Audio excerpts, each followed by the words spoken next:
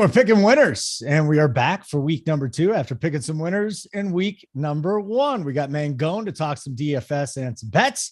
We got Spread to talk some bets. You got me to run the show, talk some NFL, and we're going to have a good time here. Before we get going, just hit the like button for us. It's all about the algorithm. We'd really appreciate it. I'm not going to shove it down your throat, but do that. We'd really appreciate at least some comments out there if you want to. You can ask us some questions, and we will get into that. Here are the games that we're going to break down from a DFS and a betting side. The Bucs Saints will be number 1. Miami, Baltimore. We got the Commanders and Lions. That would be the Mangone special. Bengals, Cowboys, and we'll wrap it up with the Cards and the Raiders. And then, of course, for those of you watching later in the week, we don't start with Thursday Night Football because you will have already seen that game, but we'll break down Thursday Night Football at the end. Hello, Spread. How did week 1 go, my friend? Hey, pretty good. I mean, not bad here. We did great with the picks that we gave out on the show. And then what an entertaining ending. And I'm sure it provided you plenty of content for the Denver City Cast.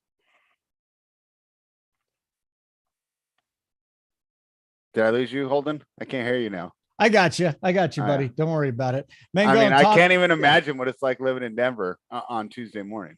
Oh my God. I think I was more upset than anybody else because the picks that I gave, the team total under 17.5 and the actual win for the 6.5 for the Seahawks won, but I was an idiot and I bet a ton of teasers and I had like 4 and 5 team teasers came down to Denver -0.5 and they lost. So yeah, I have a face of Nathaniel Hackett and I'm throwing literal shit at him.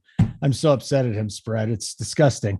Mangone, I'm glad we didn't go watch that game at a bar, buddy, because I would have been throwing stuff. It was very frustrating. That game would not have been fun to watch, and people would have been annoying. I did watch with some Broncos fans. One was a Seahawk fan, too, so it was a little fun to hear the back and forth. But it was it wasn't a great game. I definitely watched it and was like, man, like, I can't believe like the Broncos can't score. Like, well, what are we doing? Like, how are we fumbling? Like, it's just insane. So crazy game, crazy ending. And week 1 was crazy in general too. If you think about it, like week 1, just a lot of teams lost. If you look at the Survivor contest, like half the field got wiped. So just goes to show you, like I said last week, Holden, I talked about it. You can't predict everything in DFS, right? I mean, you just never know. We talked about Travis Kelce. Yes, he had a good game, but then there was Gerald Everett, who I mentioned that's a good play. You had Christian McCaffrey, who, yeah, he was someone that like everyone was like, just lock him in, like great play. And then he didn't get there. We can't predict everything in this sport, but we can do our best, obviously. And sometimes we need to embrace the idea that people are too overconfident sometimes. Let's embrace that everyone thinks they know everything, and sometimes they might not know it. You know, I've purposely gone out and tried to be more contrarian this year, whether it be because of the stats, like player props. We do our player prop show when Thursday night, just before Thursday Night Football. Me and JJ, hopefully he'll come back, man, going. If not this week, a lot. I talked about that. It's like unders on receptions, receiving yards, rushing yards, rushes. These hit at a much higher rate. Like you're getting negative ROI betting overs if you're just betting all the overs at that point. So it's difficult. And I'm trying to go unders a lot more. And then you think about it from a DFS side, Mangone. Again, you're not just looking at McCaffrey's in a smash spot. This is, 150 total yards and 2 touchdowns. You also got to look at the other way, right? How does McCaffrey not get to that number? And if you do that with enough players, you're going to find that there's going to be a natural pivot right in that price point. Yeah, I've always said that unders are the unknown frontier of prop betting. Yeah. But the thing is, we've trained ourselves to find those smash spots. So we've already done years through making these DFS and these fantasy lineups of trying to figure out the players that are going to go off. So it requires a little bit of retraining your brain on the way that you look at these markets. Yeah, no, what I was going to say before, Holden, was like, you hit it pretty well there with just saying like, hey, like we don't know exactly what's going to happen with things. Like just kind of have to embrace some different things that are going to happen, like guys not getting there. Like what was the route that McCaffrey did not get there? Well, I didn't think it was just, well, he's too expensive. The other thing is the cheap receivers, like they could easily dud and not get there. And actually it's just so crazy how DFS works. Those cheap receivers did not get the job done, but they were actually necessary on some teams. And the reason why they could be necessary and were on some winning lineups, like I was Romeo Dobbs on one of the winning lineups that I had noticed when I looked at like a couple different teams. That's because that team had Devontae Adams and Justin Jefferson. Like, again, sometimes there's ways where that like spend up RB build is just not going to work. And like, we have to see like, what are the ways it doesn't get there? Now, obviously, whenever you played Romeo Doubs and you played like Christian McCaffrey together or some of those other cheap receivers, it didn't work out as much. And of course, yes, you can make the case, well, Dotson got there and then Jonathan Taylor got there. But how many combos had both, right? It's just looking for that clear path that most people are going and then finding a different path that's still pretty good and less people are on, and you're not playing dumb stuff. Like, obviously, if you go out there and you're playing just some absolute bum off the streets that you don't know anything about and he gets a 0, you're gonna feel like an idiot. But it's just thinking through that. Like, is there a big difference between Christian McCaffrey and Jonathan Taylor and Devontae Adams and Justin Jefferson? Both of them are all great plays. One of them just a different path. So it's just things to think about when you're playing DFS. All right, boys. Again, Bucs Saints will be our first game. We're going to attack this from the betting side first. We'll listen what spread has to say. We'll correlate that to the DFS side. And what up, everybody in the chat? Desmond, Mike. Hey, Tyler's in there too. And Gabrielle, hit the like button for us. It means a lot if you do that. It helps us out a lot. All right, spread. We're going to get into our first game now. And we're going to look at the Saints and the Bucs. Total here is a modest 44.5. Let's face it, Tom Brady's had issues going to New Orleans too. I think people just, they look at the sheer numbers here and say, all right, the Buccaneers are the better team. There's a history here. Brady seems to struggle, especially with the Bucs. So 2.5 is the spread. The Bucs are favored on the road. What do you want to do with this game here, spread? Because again, I think the numbers say leaning toward the Bucs, but on the other side of things, there have been some issues there. Yeah, I mean, a lot of things have changed in the way that we handicap the NFL over the last 15 years. But one thing has stayed the same and stayed constant, and that's the advantage that divisional home dogs have. And I'm going to go back to New Orleans here this week. Of course, they did squeak out that victory against Atlanta, but we also saw in this new NFL with 17 games, a lot of teams are treating this first game as their preseason game. We see a lot of teams come out slow. Unders went 11-5 games went to the under this week because the offenses hadn't necessarily been clicking like they might have during the old 16 game season or just the time when coaches played most of their players in the preseason. So I felt that New Orleans really got on track there against Atlanta, gained some momentum. Of course, it's good to come out with that victory. And then, of course, Tampa Bay almost got a bye with that Dallas performance there. Obviously, they lose Dak Prescott. Tom Brady looked great against the Cowboys, but now he's going to have to do it against a foe who's much more familiar with him in the New Orleans Saints. Dennis Allen knows what this team likes to do, and they've traditionally given them trouble. Only time losing, of course, was during the playoffs of the Super Bowl run for the Buccaneers. So I'm going to go ahead and take the Saints here. It's plus 2.5 right now. Be patient. This line will get back to 3. Tom Brady's just too big a name. They look great on Sunday night. I think that if you do watch the market at some point, you will be able to get a 3 for sure. Give me the New Orleans Saints. By the way, Saints have beaten Tampa Bay 7 of 8, straight up 7 of 8. And Brady's been there for the last couple of years. So just think about that. Man, going from a DFS side, a lot of moving parts here on the Tampa Bay offense, but ultimately, you know what you're getting. You're getting Brady. You're going to get Fournette. Fat Lenny is still doing his shit. Evans, I don't know if Godwin's going to play, but here's the guy. Julio Jones had the 6th fastest sprint speed last week in the NFL, and he's not hurt. Talk to me here. Let's start with Julio Jones before anything. He's 5.5 on DK after last week's performance. How do you not at least study this? Yeah, he's not hurt yet, right? Julio Jones is definitely in play. So like, it's definitely not a bad time to maybe play him. I'm not saying, hop onto your season-long team and invest in Julio Jones.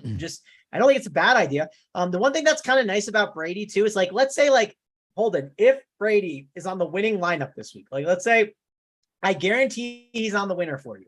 You know what's kind of nice about Brady?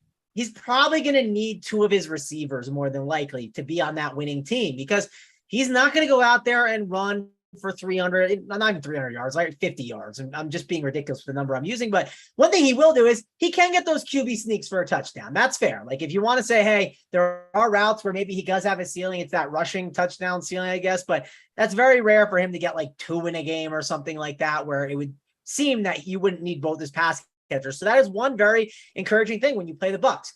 You just already have a bunch of roster slots. Like you can dedicate 3, maybe even 4 because of that run back to basically, if this hits, then it's going to go really well. And if it does hit, right, with Brady, Evans, and like Julio Jones, let's say that's the combo that hits. Well, what's the run back? Alvin Kamara might be a good one because they have a leading script, or even in a trailing script you get there. You could easily pair it up with Michael Thomas at 5'8", and those price tags are pretty good. If you pay 6'4" for Brady, 6'8" for Evans, 5'5" for Jones, and then 5'8" for Michael Thomas, you can probably still do like a lot of decent things with your lineup. You can punt your defense, maybe go mid-range tight end, and still get some pretty decent running backs and a solid flex. So overall, I don't think it's a bad approach to go with. I do think Alvin Kamara at 7'4" still does feel cheap for the ceiling that we know he has. Jameis Winston at 5'5", I still think he's in play. Yes, the Bucs defense, it felt like they looked great last week, but I felt like it was more of the Cowboys offense looking worse. Not saying the Bucs defense isn't good. That's just kind of like, if you had to say what was the problem last week, it wasn't the Bucs defense being incredible. It was more the Cowboys offense, I think, just being a disaster. Michael Thomas, 5'8". I'm curious to see what happens with him because it felt like last week, everyone was like, man, 5'7" cheap on Michael Thomas, but first game back, kind of questionable, that tag on there. Like, who knows what's just going to happen with him. Michael Thomas crushed. I'm curious to see if people say 5'8" Michael Thomas. Let me fire it up again. I mean, that's one thing to watch throughout the week. What will that ownership be at? Because Michael Thomas, by the end of the season, if he was 8K Holden, would you be surprised at all? Would you tell me that's like shocking? No, not if he stays healthy. Correct. Do you think the price isn't rising because of the level of competition? Price is not rising because the algorithm, and it takes some time too. Like where you're like, sometimes they bump a guy like really quick up, but Barkley's the one who got like a huge bump I saw on a couple sites. But did Michael Thomas like totally break this late? I think he was in like the mid 20s. So I think that's like part of the reason why. Yeah, he was at 22. So that's probably part of the reason why, but I don't know. We might want to take advantage of that. I don't think it's like a bad idea. Even Olave, I don't think he's bad. He definitely had some opportunities. So there's a lot to like in this game. And I still even want to talk about one of the better plays, I think, in this game. It's Leonard Fournette at 6'7". Feels like a pretty good safe cash game option. We know his volume is pretty good. It just depends. Do you want to spend 6-7 at your running back spot? Will you have the salary to do that? Because there's a lot of good running backs in that range. Like that's kind of like, if I had to pick my favorite tier this week between like going up top, the middle, or bottom, I feel like that mid tier is really strong. I mean, look at Leonard Fournette, 6'7". Seems like a pretty good price tag for the volume you're going to get. DeAndre Swift at 7K. That's definitely pretty solid. James Conner is in one of the highest totals. We know he has good touchdown equity. Joe Mixon at 7-2. Love his spot this week here against Dallas. And he gets to play in a dome.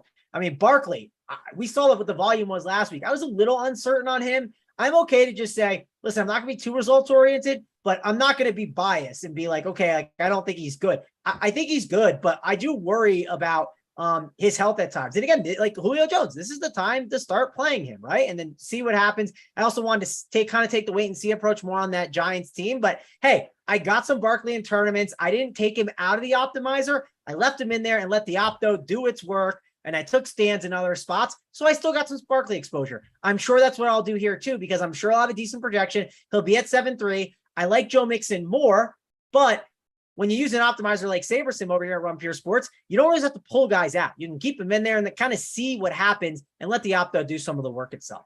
All right. So again, just from a bet side, 68% of the money, the handle coming in on Tampa Bay right now. And there's a reason why Vegas makes a lot of money spread. I just looked at it last week. It's like, oh, they need this, and this team. And Vegas wins that, man. It's amazing. So I'm with you. Everybody's on Tampa Bay. I'm with you on the Saints. Hold off there. And as far as the DFS side, yeah, I mean, Fournette's got to be in the mix. These wide receivers got to be in the mix. The last guy, Mangone, beat Kamara. I didn't see that much out of him last week. Did you? I mean, we just know what Kamara's upside can be, right? Like, It's just, we know what Alvin Kamara is. One reason why I think a lot of people were sour on him is they thought he'd get suspended and not play for the season. But I mean, still got 4 targets, got 10 carries, of course, well, nine attempts, I should say, but they were also, they were trailing for a lot of that game. So of course, then the carries aren't going to be there. Now, yes, they could be trailing here, but this game could be a little bit tighter. And some of those Michael Thomas touchdowns, they could have turned into Kamara ones. Like, we have to understand that it's only week 1. People are going to be biased on stuff. Even me, I might say some stuff where you're like, well, man, go. Like, you're definitely showing some bias there because you just saw it in week 1.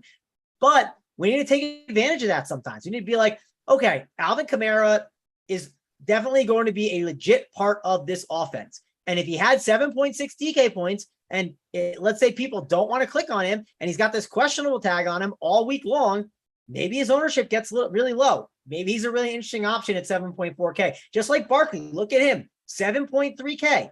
He went from 6.1 to 7.3, a $1,200 jump. If Alvin Kamara goes for a 2-3 touchdown game, which is not crazy, he could be above 8K next week. And no one would be like, that's egregious, because they'd be like, Alvin Kamara's back. And then the next week, if they're playing someone easy, they'd want to play him. So the point I'm getting at here is we need to look at week 1. We need to not be too biased towards things, maybe take advantage of other people's bias, but also analyze the data and be like, maybe there's some things we saw that like are like truth to like what we're going to see going forward. And like, we can keep riding that out. And I'll kind of get to that when we get to some other spots and mention, hey, I think this is something that we saw that's legit, and going to kind of take a stand on it.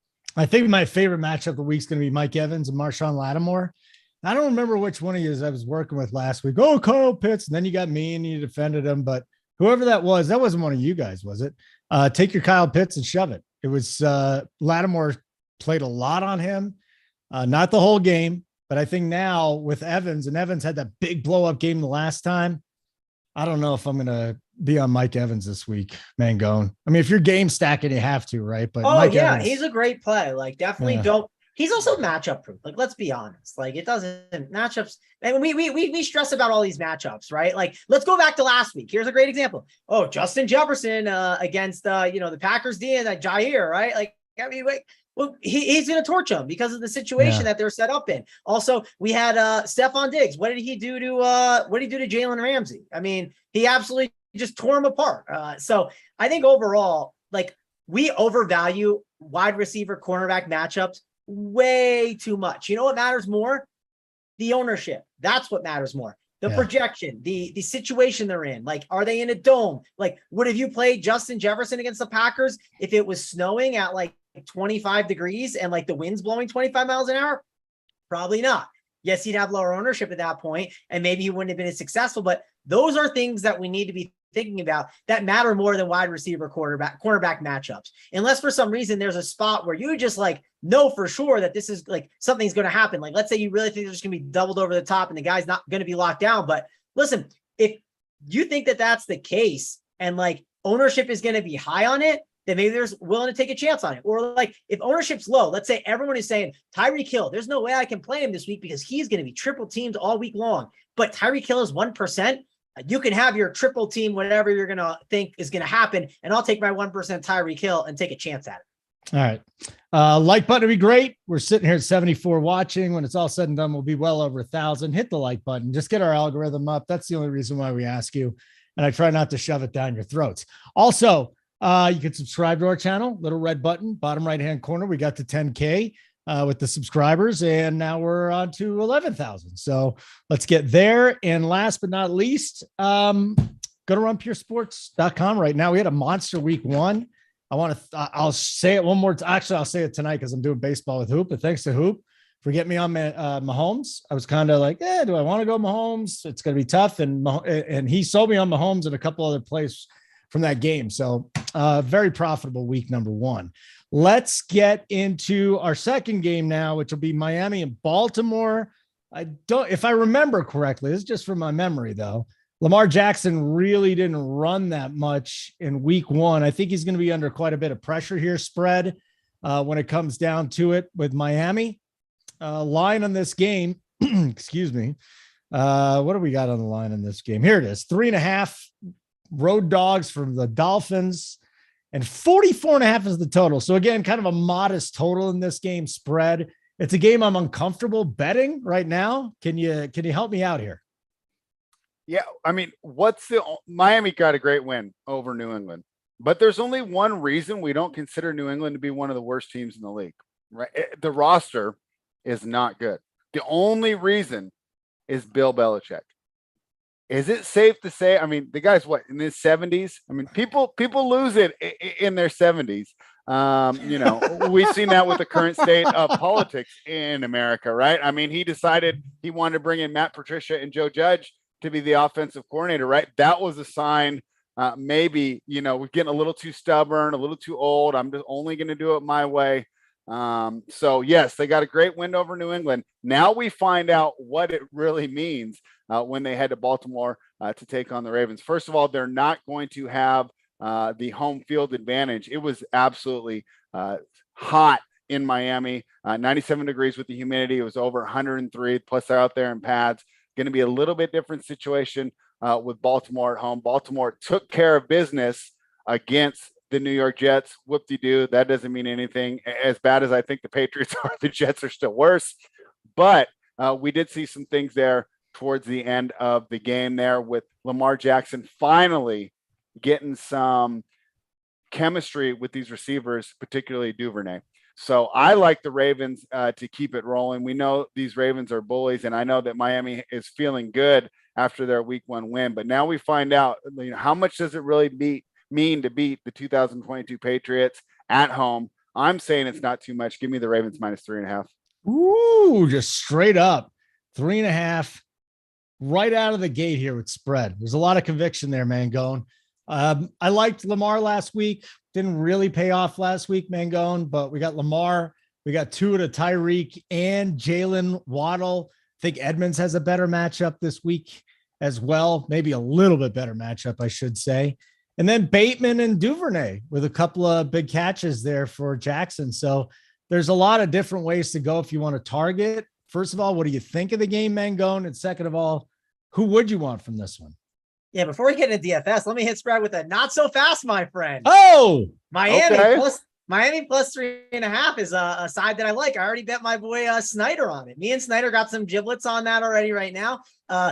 Here's my first selling point. One, I think this game's going to be close. I think it's going to be a very close one. Give me that 3.5 is kind of nice to grab. But this is the big thing that I like the most here. If I had to just pick one point to talk about, this would be the main one.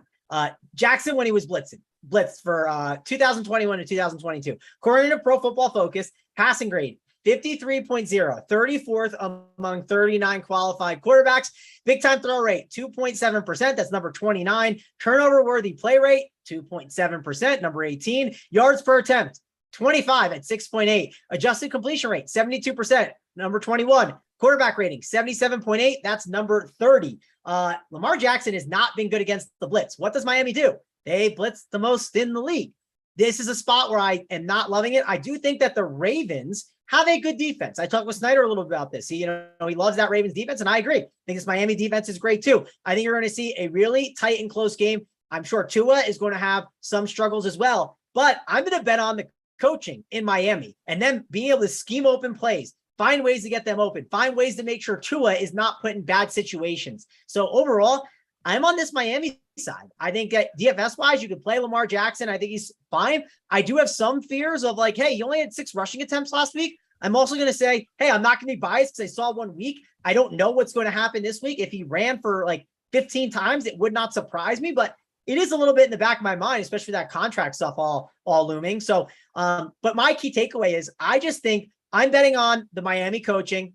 I'm betting on Lamar Jackson, in these type of situations. We've seen when kind of things go bad, right? When things are just in a rough spot, he has a lot more troubles overcoming things, it seems like.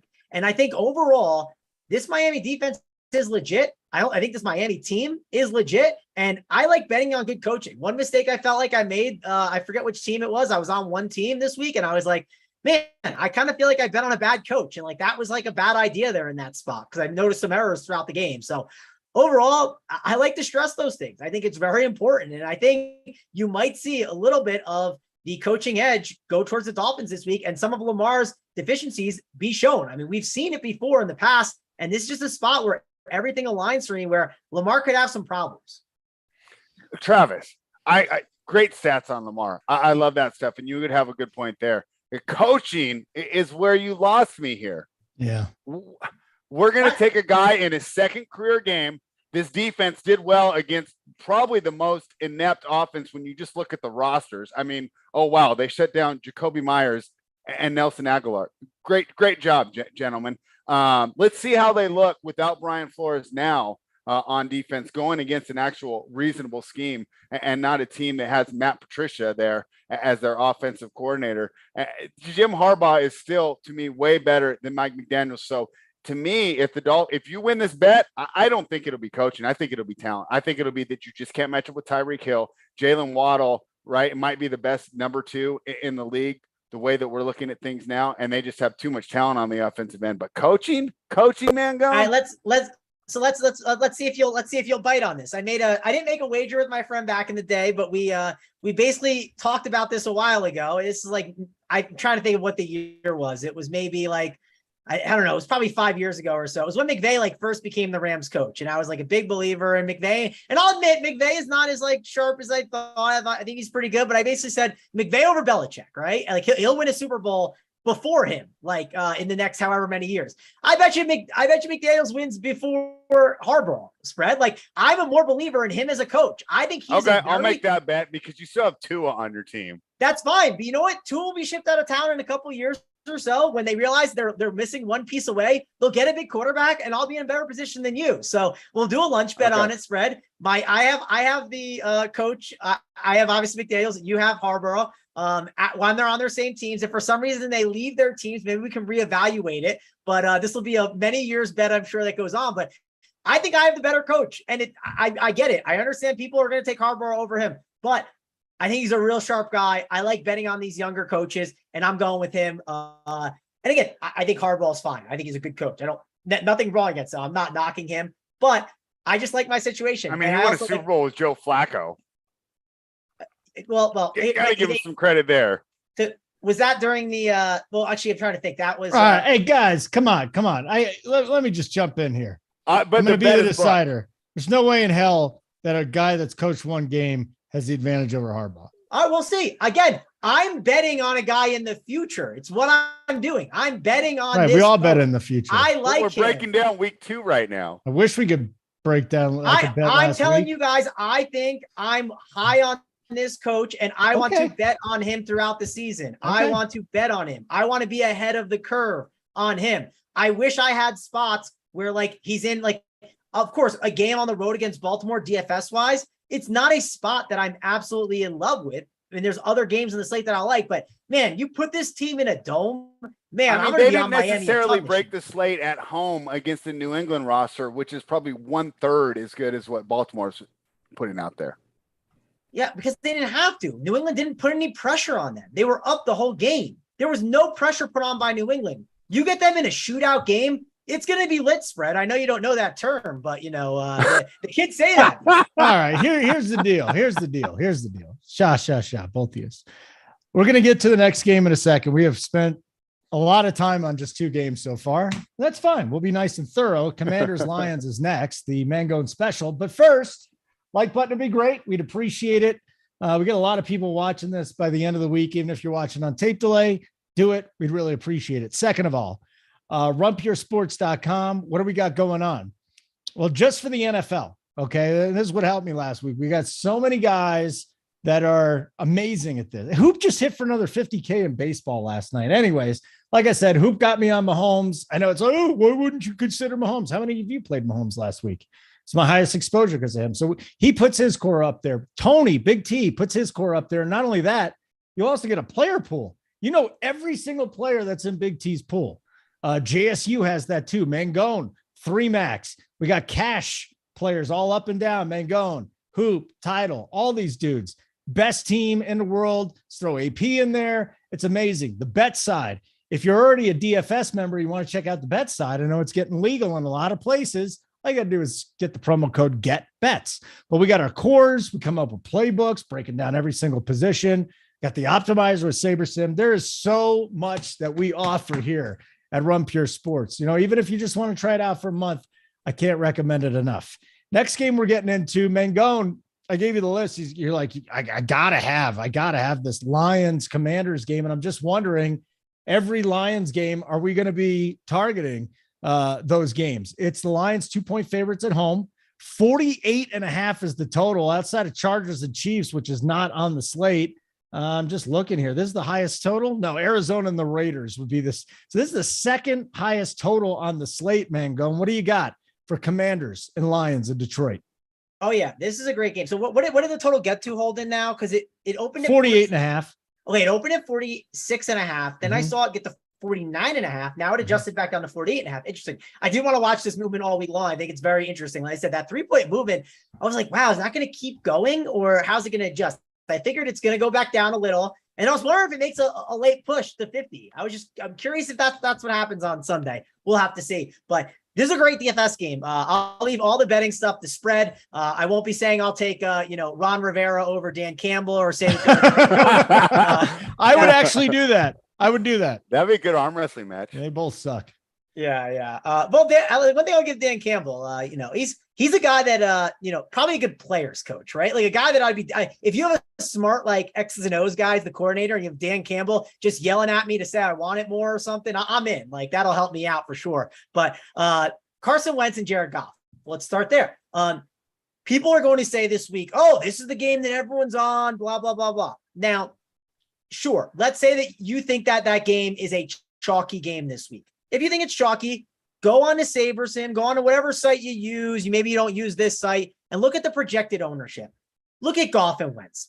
They're not going to be owned. If they get above 10%, I'd be shocked. I doubt there's many people that are excited to fire off Jared Goff and Carson Wentz in those spots. Maybe Big T will be. We know he was a big Carson Wentz guy. He's obviously backtracked since then, but hey, Wentz had a big week last week, and I expect this Lions team. One thing I like a lot about them from a DFS perspective, we get them in a dome every single week. That's great. We have them. I think they have a pretty good offensive line. So we have that. That's good for the offense. And then they have a terrible defense.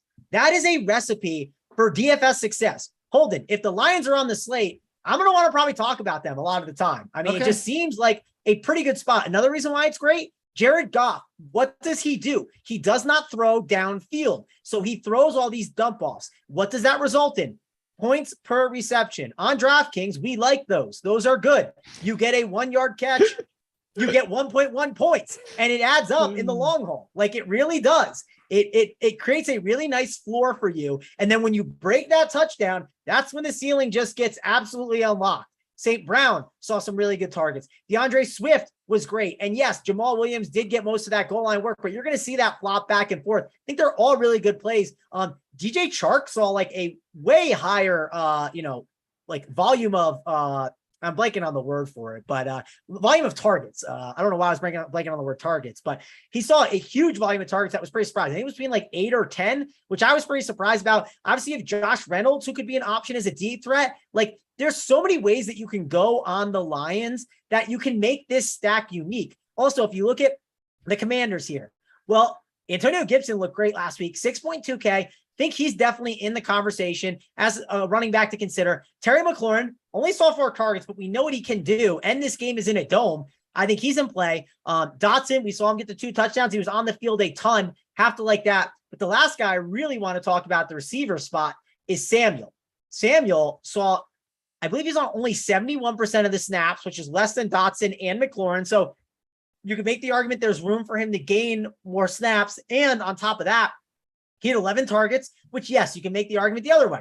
That could regress a little bit. Of course, we're not going to see 11 targets every single week, but he also got 4 rushing attempts. That's a very, very, very encouraging sign for 4.6K.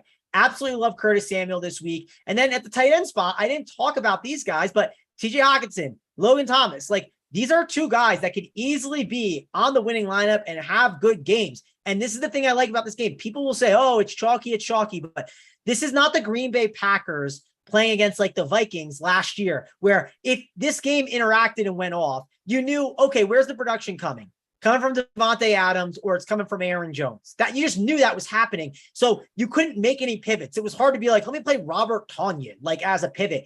There's so many pivots in this game that this is a game. People say, oh, it's getting steamed up. I don't think I'm going to worry about it as much and just look for ways to pivot within the game. I just think it's too good to pass up on. So This is good chalk that I think I want to eat this week and look for ways to make it different throughout the game. Did you mention Amon-Ra St. Brown? Goff in passing, right. But I want to hear what you're going to say because you're probably Goff threw the ball over 15 air yards 3 times. Okay, yes. Which is just anemic. You can't do that. But if I'm like Amon-Ra got at least a quarter of the targets, you're talking about DK, man. He's just getting peppered. And I think that every week he's in the mix, probably for cash. But I think this week for tournaments too. If you like this game, then you have to like him. Now on the other side, here's the other thing that I don't know how to quantify it. So talk to me here, Mangone. Wentz had a 75% red zone pass rate last week. Like, how is that sustainable? No. Wait, what was it? What was the rate? 75% pass rate in the red zone. They didn't run it. Yeah, but I mean that's because they were trailing most of the game, right? So obviously it depends on how the red zone. Well, yeah, but they're trailing, right? So they're playing catch up. Right. I mean, at one point they were down 4. I think they were down 14 in the fourth quarter, right? So like that probably played some of the part of it. You have to play a little bit faster, but I'm still fine with it. Like I said, like I think this spot is way too good to pass up on. Sure, could there be regression in some ways in the pass game? Yes, there certainly could be. I would not be surprised at all, but I just think this game shoots out. I think it's going to be a good one. And I want to be on it. And I like that there's just so many ways to pivot and move around it. And like I said, I think it's just one of those games that I'm going to play. Like I'm going to be on it. I'm going to find a way to make it different. Yeah, you don't have to fade every spot on the slate, but if I had to pick a game, like DFS wise, you give me one lineup spread. Just give me one lineup this week. I'm playing the Washington and Detroit game over the Raiders and Cardinals game. If I had to pick one and that's it. I mean, that's hotter than the McDaniels take. So no, fantastic bringing the fire this morning. It's not because that Raiders Cardinals game, I think, is going to disappoint more than you think, but we'll talk about it. We'll see. We're going to get there. Let me give you a quick breakdown because first of all, I think that this game shows that it's fine to not bet on every game this week. And if you want to go ahead and scratch this game off your list from a betting perspective, I have no argument there because I think we're getting into some rather unknown quantities, especially on the Washington Commanders side. But I saw some things from the Commanders that made me a little bit more optimistic about their team this season. We were really down on them in the preseason previews, but Carson Wentz is almost approaching Baker Mayfield territory for me, where yes, we know he's not elite. Yes, he's not worth a huge contract. Yes, he's not going to put a team on his back and take you to the Super Bowl. But this idea that he's just absolutely like impossible to play or, you know, worse than the worst backup in the league has kind of got overblown there. And I thought that he looked pretty good in the win over Jacksonville. Now you'll say Jacksonville's defense isn't very good. Well, neither is Detroit's. I mean, really, the only thing that they lead the league in is the coolest halftime speeches, the best quotes from the coach, and just a guy that I want to hang around with. Because, I mean, Dan Campbell is a dude that I would love to be friends with that guy. I think he's so cool. But the thing that we have here with this Detroit team is there's still not a lot going on. They have a below average quarterback. They're still getting the offensive line going in the right direction. And they have a couple players that we see the potential in Aiden Hutchinson and Jeff Okudah on the defensive end that still aren't there yet. So while I don't love this game, if you ask me to take a pick, I'm going to take the Commanders. I also believe the steam is correct on the total. Both these teams should be putting up points. These aren't the best defenses. I think they will get up and down the field. So I understand why the market is steaming this game over. I think the steam is correct. Spread, if you play DFS this week, do one stack for me, okay? If you got some lineups in there, do one for me. That's all I ask. I will. It sounds fun. All right, let me read from the chat here. Shark Killer G. I don't know if he's talking about me or you, Mangone. That one dude on the left, that's the moderator. Looks like he's always coming off a hangover and is waiting for the show to be over. LOL. Love this content, though. I think you're the moderator, Holden. I'm the moderator? I think I always look like I'm coming off a hangover. Really? Yeah. I mean, I guess it's even but I mean, I don't. It's It fine. could be Hey, me. hold on. You know this. Let's clarify that, Shark. If people don't like you, that's a good thing. That means you're ruffling feathers is not a bad thing. If everyone likes you, you're doing probably something wrong. So right, is it you or me though? I don't know. I have no idea. You don't look like you're hungover. I feel like I look like I'm hungover. Spread, is that what we're going for now? I have an edibles hangover or something. I didn't even eat them. I want to look like Holden hungover when I'm like 50 or whatever. Yeah, definitely. Wonderful. Good. Like button. That'd be really nice of you if you did that for us. Commanders Lions in the books. Now we get to go to a very interesting game, and I really do think it's an interesting game. It's going to be Dallas and the Bengals. So spread, I already put it on the sheet. Actually, you put it on the sheet for me. In all honesty, I have no idea how to use Excel. None. I've never had to use it. I don't have it on my computer. I don't know what it is. So I have to ask the bets guys to actually put my bets up there.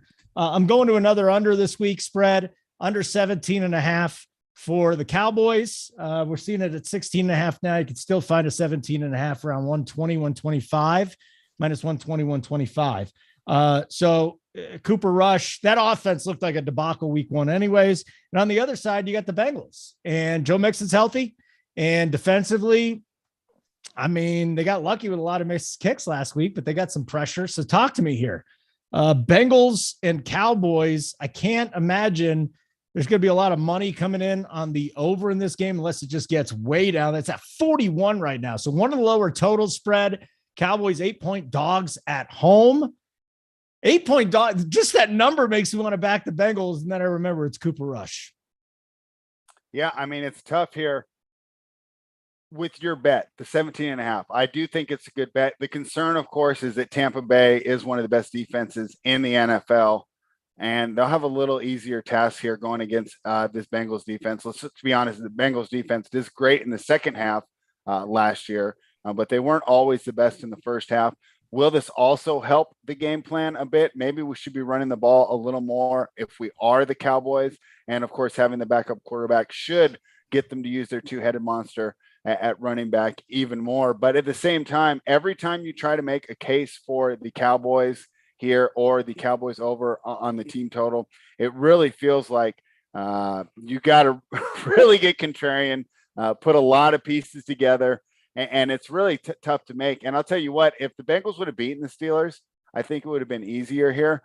But that loss really, in my mind, gives them incentive to run up the score. They need to get all their players involved. They need to get the positive mojo back on track. And the fact is that Joe Burrow, not only was he not playing in preseason games, he was missing practice during the preseason training camp run up to the NFL season. So he needs to get as many reps in there as possible. Could be a spot here where on prime time in a big game, the Bengals announced to the world, we are back.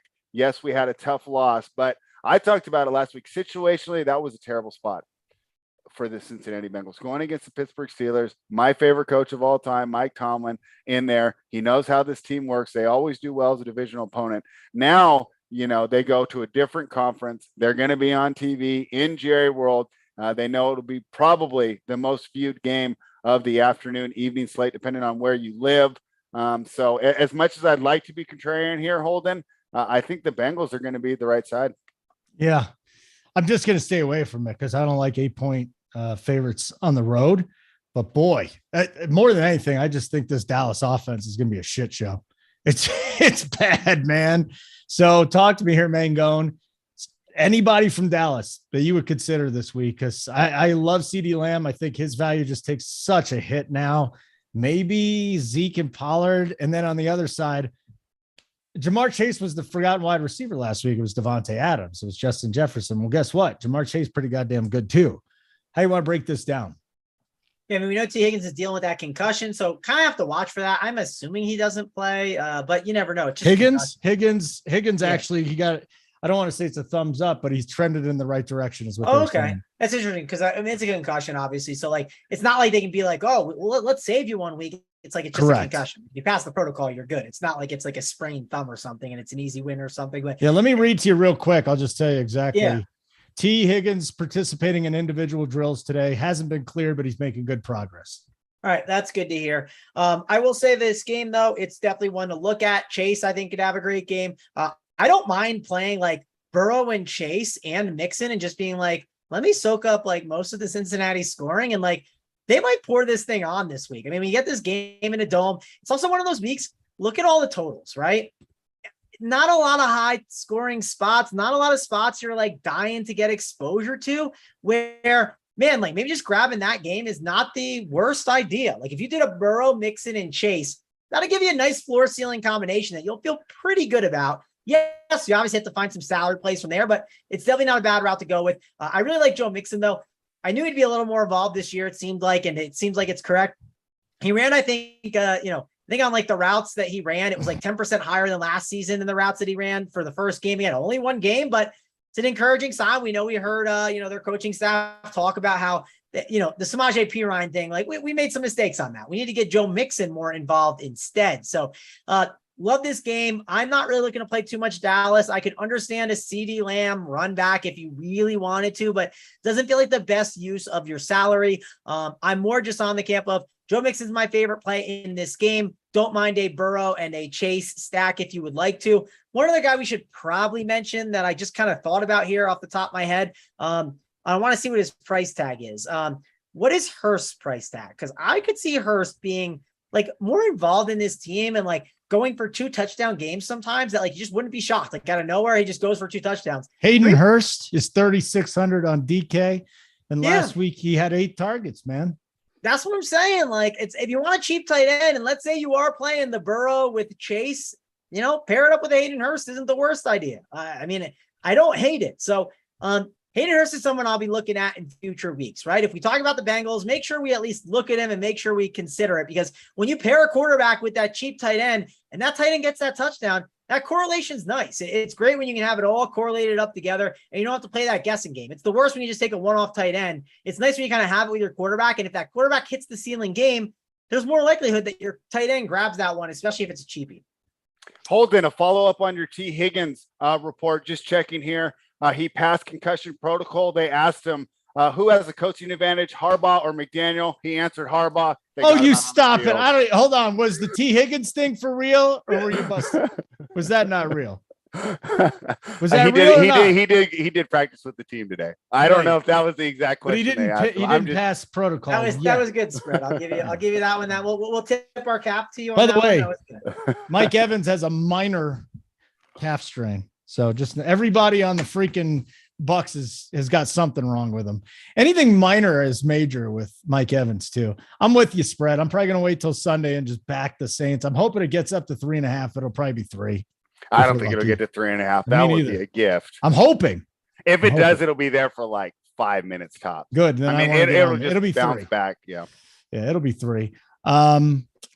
Keenan Allen officially out, by the way. We'll get to that game in just a minute. We got one more game to get to on the main slate. That is going to be the Cardinals and the Raiders. Yes. This could be a treasure trove. Total here is 51.5, and that is going to be the highest on the slate by 3 points? Is that what we're looking? Yeah, by 3 points, 51.5. Cardinals 5.5 point dogs on the road. 51.5 is the total in this game. Neither team really impressed me in week 1 spread, but it's 1 week. Again, we don't want to overreact to that. Kyler Murray's going to see better days. As far as the Raiders go, Devontae Adams stepped right in. He was every bit as productive, if not more productive with the Raiders than he was with Green Bay. That's one thing. I expect the ancillary or the secondary pieces in the receiving game probably to step up this week, have a little better week. But how do you break this thing down? Can you start with a total too? Because that is an astronomical total for week 2. I think it makes sense. The first idea is that the Raiders offense will bounce back. Boy, Derek Carr had one of his worst games as a pro, and we're expecting that he'll get back to the player that, hey, some people say could be a dark horse MVP candidate this year with the addition of Devontae Adams. Obviously, terrible start for both teams. And I think that Arizona, of course, will improve. Now, Chiefs and the Raiders defense, I'd say actually are fairly equal in terms of roster. We'll see who's schemed better. Right now, Spagnuolo's done it for years. Daniel Graham just has the 1 year of success under the Giants here. But I can understand why this total is so high. Highest total on the board, game usually goes over. So, right, even though you're trying to get scared off because it does say 51.5, there's a reason it's the highest total on the board, and I do understand it. Now let's get to the side. Man, so this was 3.5 before the season started, and I thought that was a fairly good number. Now it got all the way, I think, to 6.5. Hit 6 this morning, back to 5.5 on the offshores. If I can get 5.5, I actually still like the Raiders here. And I was thinking by numbers, it's going to tell me to take the Cardinals, but I just don't believe in Kyler Murray when DeAndre Hopkins is on the field. He's had like one good game without him since the time that Hopkins got hurt last season. And I thought he meant so much to the development of Murray and the Cardinals when he was brought over in probably the absolutely biggest swindle of all time to get DeAndre Hopkins for the second round pick and that one running back who's not even in the league anymore. So without DeAndre Hopkins, I simply cannot back Arizona here. I think the Raiders will bounce back. Obviously, it's a bounce back spot for both teams. But I just like the Raiders roster more. I think they're going to go ahead and get it done. I'm going to lay the 5.5. All right, let's go. Mangone from a DFS side here. There's a wealth. You want to dig up some Renfro? People be off of him. Anything in the Raiders running game on the other side of things. Will you have any left after stacking up that Lions Commanders game? Are there going to be any builds here with this we're going game, to find out. I mean, you got to get creative, buddy. So I think there's a lot of goodness in this game, especially with the total that high. Who's your favorite play from this game, Mangone? Who's the play, number one? The number one play. Interesting. That's a good. It's got to be Devontae, right? Not to be. Yeah, I mean, if you had to pick, right? But like raw. What about Greg Dortch? Yeah, I mean, Greg Dortch he's definitely more in play. I actually had someone this weekend, one of our members, he was like, "What's your thoughts on Greg Dortch?" And I said, "I don't know much about Greg Dortch, but I'll say this: if week one is a great time, if you've done your research, like play Greg Dortch. Like I wouldn't do it, but if you do." Go for it. Like, look at the projection, like check things out. But like, if you have a read on something that other people don't, play some Greg Dortch. But no, I think Davante Adams is probably the best play in this game. One interesting stat that we heard, and Pat Mahomes obviously is very talented. He's not the Raiders offense, but I think it was on the 60 plays that the Chiefs ran, or 66, I think 32 of them were like first downs. Like, he just kept getting first down after first down. Obviously, yes, Pat Mahomes is an anomaly, but I do think this Raiders offense is going to carve this Cardinals defense up a bit. I think this is another team we're going to target a little bit. It's nice to get this game in a dome, so that's very encouraging. Like Davante Adams, think he's a good play. Don't mind Darren Waller. It did seem like Hunter Renfro, maybe he's going to be a little bit rougher this year. It's just clearly Davante is going to be the go-to, I think. Yes, I don't want to overact in 1 week. Can Hunter Renfro have a big game? Yes, he certainly can.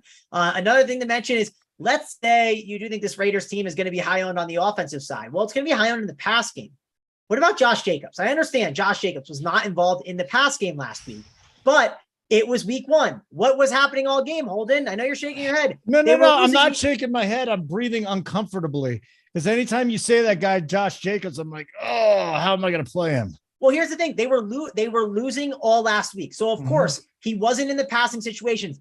It's just an if-then statement. If you think the Raiders are leading most of the game, then what happens? Well, they're officially moving the ball downfield. If they're officially moving the ball downfield, that means he's probably in there on first and second down a lot, and he's on the field a lot more. And if he is playing well on those first and second downs and helping them move the ball, well, then what happens, Holden? Maybe he gets some more third down opportunities. It's just a snowball effect. And he could be a guy, if everyone's on this Raiders side of the ball, then he's going to leverage the entire game. It's just something to consider and think about. I'm not saying Josh Jacobs is going for 30 DK points, book it. I'm just saying there could be some extreme leverage in this situation on a very low-owned Josh Jacobs on a defense that we are not big believers in against the quarterback that we worry about can't move the ball, especially when spread. The Call of Duty beta for PlayStation owners comes out today, and it comes out for everyone on Friday. And Kyler Murray sucks when Call of Duty's out. If you look at this, does that mean Call I of shouldn't go Duty off do you your play? core either? Yeah. Should I stay away from the Mangone core this week as well with Call of Duty coming out? I'm just the best week to play your core. I have not played much Call of Duty in a while. I'll probably play when the new one comes out a little bit and see how it goes. But fade Mangone this week. It's the Call of Duty fade. Fade Mangone, everyone's everybody. Gonna target you in the head-to-heads in the double. Let me just call out the stat. It's a funny stat. People laughed about it. So in games played before the Call of Duty release date over his career, Kyler has 22.5 fantasy points. In games played after the annual release date, Murray has 17.4, a decline of 22.7%. Yes, it could be injury and Hopkins. The guy's your size, Travis. Like, you don't think that that's also an accumulation of the fact that he's a JV size athlete playing against the NFL athletes? I mean, he's going to really have problems. Spread, that's not fun. Okay, this is a fun narrative. I want to be on that side. I want to be. That's not a real stat, was it? No, it's real. That's a real stat. People have done studies on it. Get the fuck out of here! Someone they've done up James Harden strip club it was already out there because their November and December record's been absolutely terrible the last 2 years. So That's all a you Call had of to do was Duty? just resort it with the Call of Duty date. Yeah. Yeah. That's ridiculous. It's true. Fade all the Twitch streamers. I mean, Carl Anthony Towns streams on Twitch. Ben Simmons streams on Twitch. Fade all the Twitch streamers in the chat. Just to Let me take give a you a complete case. left. Oh, go ahead. Go for it. I Spread. was saying, let me give you a quick case though for Renfro having a bounce back week. Travis, I'm with you. they win against the Chargers, who arguably, and I looked like a pretty good argument last week, have the two best rushers in the NFL with Bosa and Mack. Carr didn't have much time, right? Tough to get your third read when you're getting like that. I don't think Arizona, especially with Chandler Jones being on the Raiders now, is going to be able to apply as much pressure. Not to mention, hopefully they fix this idea. Who rotates offensive linemen? I mean, that was just unbelievable. I understand the running back by committee. This right guard, right tackle by committee, I don't think it's going to catch on in the NFL. Hopefully they fix that up. But we give Carr more time, should see more Renfro targets. No, you're right. And like, I don't overreact to 1 week. I mean, you saw 17 targets to Devontae Adams. Of course, that there can be adjustments there. I wouldn't say completely ignore Renfro. Like, look at the ownership. Think about it. Like, it could be a good leverage opportunity for sure. And like, I do think Darren Waller, like, we all forget, like, sometimes we like don't be able to watch we're not able to watch every single play in the game. Like Darren Waller had an easy touchdown that Derek Carr missed the throw on, right? Like he had opportunities. So it's another guy that could easily have a pretty good game. So yeah, it's a good spot. I do worry about the Cardinals a little bit, kind of trying to keep it a little closer. We'll have to see how Kyler ends up doing. That Raiders defense is one I think if there are teams you could do it against, it's definitely one of them. Ertz is a cheap tight end option you can go to. We didn't mention Marquise Brown, but obviously his volume could be good, and he sucked out at the end, getting that late touchdown. There's definitely opportunity here for these Cardinals. So this game is not a bad game. It's one of the better games to target. I want to see what the ownership will be on this game. Then I want to build some lineups and see, because they're expensive. Like, just this is like the talking point and why that I think this Arizona game is not as good as this other game. Like I said, that Washington game. The most expensive guy in that Washington-Detroit game to roster is Swift at 7K. Then it's McLaurin and Brown at 6'5" and 6'6". You go over this Raiders and Cardinals game. I mean, if you're going to play it, Devontae Adams, what is his price tag? He's 8.6. James Conner is 6'9". Then you get Brown at 6'2". And then all these other options, it gets really thin quick, right? It gets Josh Jacobs at 5'8". You guys talked about it. You don't really want to play him. Darren Waller at 5'6". Decent, but he isn't the tight end spot. Renfro at 5'5". Not a bad option. And then it gets like Ertz and then Dortch. Like, just my issue I have with it is I feel like that game is just going to be, everyone's going to look at it and be like, hey, you know what's a great idea? Plug in Devontae Adams, plug in Marquise Brown. I don't want to play Kyler Murray because he sucks. And then I'll play Derek Carr, right? We'll plug him in. And then that's going to be a build that a lot of people are just on. And I just think that other game has so many other different paths and ways that you can go. It's like when you play MLB DFS. Think about the Atlanta Braves. Why do we like playing them in DFS? Why has Hoop said this? Why has Big T said this? And everyone else at our site. The 1 through 9 is just so good. So there's so many ways to be able to make it different in a smart way. That's kind of one of my fears. I mentioned the way to make your Raider stack different spread. And like, it was Josh Jacobs. And you're like, oh man, that's gross. And like, maybe it's Hunter Renfro. Not a bad option, but again, I just think that most people are going to look at that option. If they go the Arizona side, what are they going to do? They're going to be like, oh, you know, it's a great idea.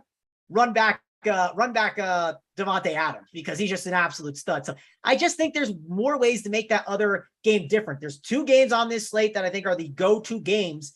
And I'm going to go to the other one that I think I can just find the best differentiation off of. Any final thoughts here, Spreader? We move on to our last game. Let's hit Thursday Night Football. Let's go. Keenan Allen just ruled out, so that's officially done.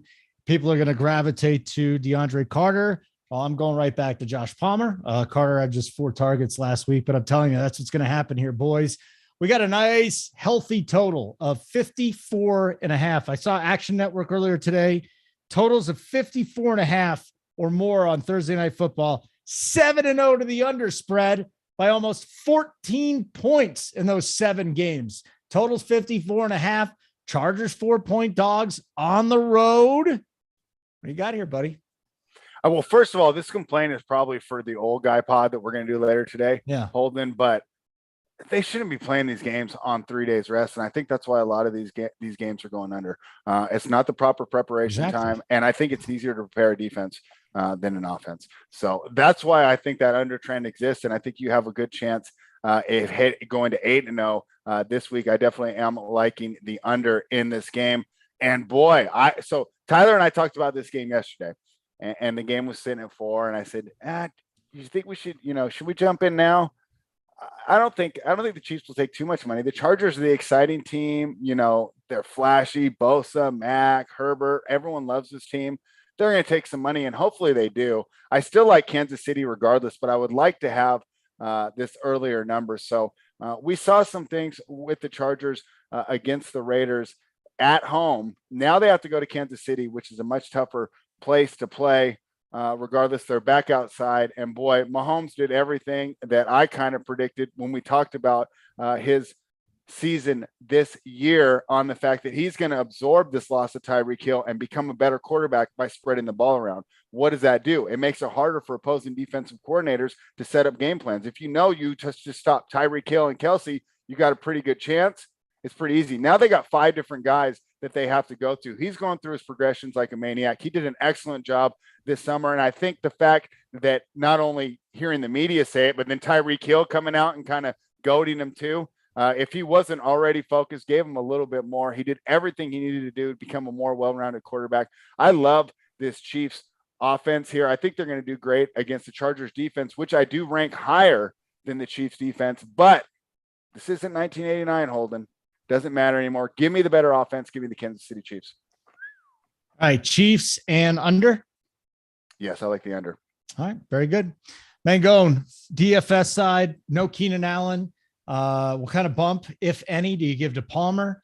You got Mike Williams there, obviously. Herbert, Eckler coming off a quiet game. I would fully expect him to be even more involved this week. And then on the other side, outside of Kelsey, who do we really know is going to be a week-to-week producer for Patrick Mahomes? Because I know a lot of people poo-pooed it. It's going to be week-to-week for fantasy guys. I think outside of Kelsey, he's probably right. Yeah. So this is an interesting game. I think the under idea, it's one of those, man, if you bet an under on it, like it's going to be hard to watch, but it could be profitable long-term. Do you rather make money or have fun watching? That's what you got to ask yourself. Seriously. Yeah. No, it's definitely tough.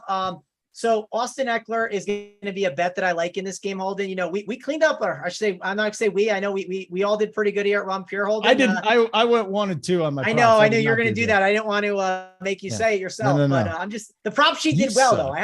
I was 5-0 on the Thursday night football game. So, I haven't tightened the record yet. It's on my list of things to do. We're going to get it done here, but I have a week 2 section on the prop side. If you want to put some bets in, I got 2 up there right now. Austin Eckler, I got the over on receptions at 4.5, minus 125. I do think it's a game that he's going to be heavily involved. Like the script for him too. The one thing that's frustrating about the Chargers, and this is something to think about for DFS for Showdown, man, anyone can get the ball, right? Like Trey McKitty can get it. Like embrace some of these really cheap Chargers guys. I think that's going to be really interesting. I did see Sky Moore was the number 1 rated Pro Football Focus rookie last week at receiver. So maybe take some shots on him. He could be a little bit interesting. So that could be a guy that maybe ends up being a little contrarian. And another thing I like is the Clyde Edwards-Helaire over on 10.5 rush attempts at minus 130. Think it's a good spot for him. We saw him be pretty involved. I think that's going to continue. I mean, it's his job to lose, right? That's what I'm noticing. That's what it seems like all the reports are. Could a guy like, I'm going to probably butcher his name, Pacheco, or however you say it. Pacheco. Yeah. I don't think I can say it. My voice is not able to Birdie say it. Pacheco. Pacheco. Yeah, I can't even say that C for some reason. I don't know why, but overall, I think he can win the job at some point, but Clyde Edwards-Helaire is going to have to, find ways to give it up. And will he hit by the end of the season? He could, but we're playing week 2. This is week 2. It's not week 10. Don't be like, I think he's going to steal a job. I don't think Edwards will get there. It's still week 2, guys. So we'll see how that all shakes out. Those are 2 bets that I will be on. And if I add any more, you can check them out on the Run Pure Bets side on the prop sheet. And, guys, please like and subscribe to this video. You'll get all this content that we got over here at Run Pure. We got NFL content going for you all week long. I mean, every single day we got something. If you're a sports fan, this is the place to be. I mean, we got golf, we got MLB, we got everything over here. So please, please, please sign up, check us out. And if you have any questions, feel free to always hit us up in the Discord. Happy to be there for you guys and help you out. Happy to give you guys takes in that chat. And it's a great community to be a part of. And if you don't, let's say you're still not sold on it after I talked about it, send me a DM on Twitter and I'll try and talk to you about it there and see if it's a fit for you. Such a nice thing to do. Offer up your time on Twitter, Mangone. Makes me feel better about you. Spread, did you want to say anything else? Just like the video, thumbs up, subscribe to the channel. Let's go. What's going on the bet side? Talk to us before we get out of here. The NFL playbook debut went pretty well. Tyler and I did really well. I mean, I loved his Pittsburgh write-up. We nailed that one perfectly. So here's how the playbook's going to go. The numbers and the projections are already up for next week. Tyler's already filled in for the Thursday night game, the props that he's targeting. And that's where it's really important, because these lines on the sides and the totals, yes, they can get away with you sometimes. But the props almost always get away from you, especially when you're playing those dreaded overs that we spoke about earlier, Holden. So if Tyler's playing an over, you're going to want to get it as soon as that thing hits the market. And that's what the playbook provides to you. Also, on the bet sheet, we don't say, we don't give out plays on every single game. We give out our favorite plays. Well, let's just say you're in Baltimore this week and we didn't give out the Baltimore game on the sheet, but hey, you want to have $20, $50, $100 on the game when you go, you can go check the sheet. You can see what I projected the score at, see who you want to take on the side, who you want to take on the total. We've done it just like the DFS side does. We're using the playbook so you can make smarter bets. Well, one thing I love about it, Spread, and like I'll admit, I didn't get to read it too much this week. I mean, this weekend was nuts. My first week, it's tough to kind of get everything going, but I do want to read it a little bit more. And like one thing I love about like the concept of it, when I talked with AP first about it, is like this gives you guys the opportunity to even learn more, right? Like I listen to people sometimes and they might say something, I'm like, well, that's like a smart thing. Like I need to be better about that. Or that's a mistake that I made. Maybe you read it and you like learn some betting things that can help you long-term with other bets in the future. And like that just makes like such a miles and miles of a difference. So be sure to check that out over there at Run Pure Bets. Checo. I don't know. Pacheco. You're talking about Ferdy Pacheco, the fight doctor. That's what I keep saying. Ferdy Pacheco. The reason I you did it. Yeah, the reason I struggle saying it is because I talk so fast, and that C is such like a hard stop. Yeah. That I mean, MANGONE, the 1.75 podcast speed can't be helping with that either. Yeah, I talk too fast too, and that's one of the reasons that I've resisted doing the speed. I'm like, I already talked too fast to begin with. Imagine if I start listening to these podcasts at 2.0. Oh yeah, man. the only way to correct this, Spread, it's the sad truth is you have to hire a voice coach, which I've considered doing just because I think the slow tempo is I'd like to be able to mix it up. I think it's a good, if I could have a good cadence, I think it'd be awesome. Go find your speech coach and then come and I'll give it for half price. I mean, listen to how much more professional he sounds. Just nice and slow. It just sounds so great, man. You know what? To get out 3 hours worth of information. 95% of the people in the DFS and betting business need a speech coach. I'm not even 100% agreed. Like I had someone say it to me. They're like, you don't need one. I'm like, dude, like everyone can use it. It's not a bad thing. Like you can always keep getting better at what you do. So yeah, especially in this business, there's just a lot of idiots. All right, guys, thumbs up on the way out. Subscribe if you get a chance. Check out runpuresports.com. I didn't say Butthole Jenkins' name. Hello, Butthole. Wonderful to see you in the chat once again. Uncle T, JT Hayes, myself tonight will be taping the Old Guys pod. It'll drop tomorrow. Special guest Spread Astaire, who does not want to talk about his contentious breakup with his ex. So we'll have to find something else to talk about to make him uncomfortable. For Mangone and Spread, I'm Holden. Simon, please get us out of here.